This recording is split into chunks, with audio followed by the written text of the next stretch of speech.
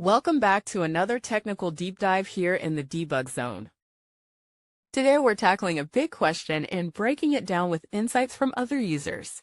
Hopefully this clears up some misconceptions and helps you get the answer you need. So buckle up, stay a little curious, and let's jump right in.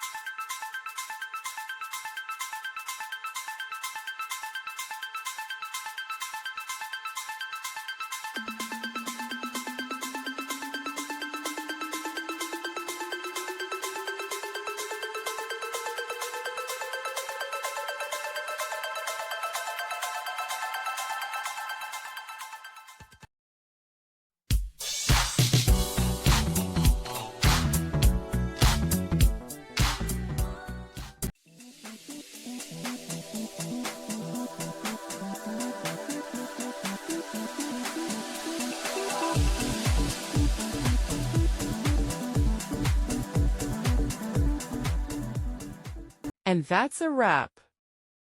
I hope you found the answer you were looking for.